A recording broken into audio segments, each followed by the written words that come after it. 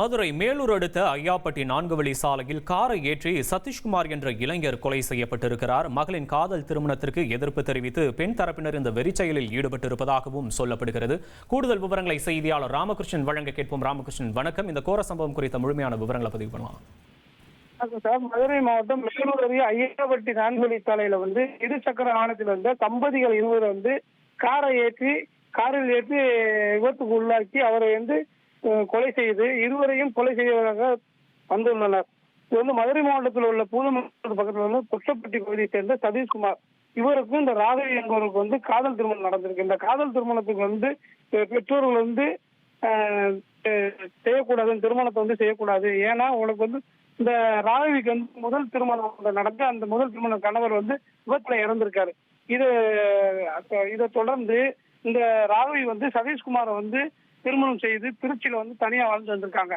இந்த அடிப்படையில இது அவங்களுடைய பெற்றோர் காவல் நிலையத்துல புகார் அளித்து நகைகள் இந்த ராகவி எடுத்து சென்றதாக புகார் அளித்த விசாரணைக்காக கொட்டாம்பட்டி காவல் நிலையத்துக்கு வந்த ராகவி சதீஷ் அவங்க 2 பேரும் இருசக்கர வாகனத்தில் வரும்பொழுது ராகவியின் பெற்றோர்கள் இருசக்கர வாகனத்தை மோதி சதீஷ்குமாரை கொலை செய்து ராகவியும் கொலை செய்ய முயற்சித்தனர். இதில் சதீஷ்குமார் சம்பவ இடத்திலே உயிரிழந்தார். ராகவிக்கு பலத்த காயங்கள் ஏற்பட்டு மதுரை ராஜாத்தி மருத்துவமனையில் அனுமதிக்கப்பட்டுள்ளார். இந்த சம்பவம் குறித்து போலீசார் விசாரணை செய்து வருகிறார். கொட்டாம்பட்டி போலீசார் விசாரணை செய்து வருகிறார்.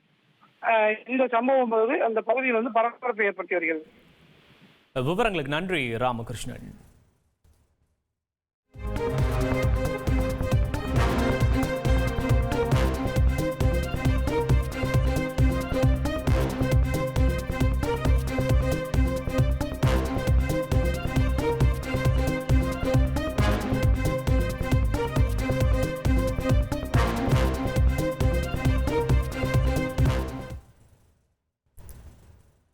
மதுரை மேலூர் அடுத்த ஐயாப்பட்டி 4 வழி சாலையில் காரை ஏற்றி சதீஷ்குமார் என்ற இளைஞர் கொலை செய்யப்பட்டிருக்கிறார். மகளின் காதல் திருமணத்திற்கு எதிர்ப்பு தெரிவித்து பெண் தரப்பினர் இந்த வெறிச்செயலில் ஈடுபட்டிருப்பதாக சொல்லப்படுகிறது.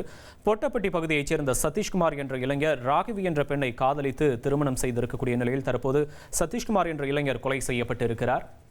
ஃப்ரெண்ட் ஆக்கிக்கோங்க. தந்தி டிவியின் சப்ஸ்கிரைபர்ஸ் அண்ட் ஃபாலோவர்ஸ் குடும்பத்தில் நீங்களும் இணையுங்க.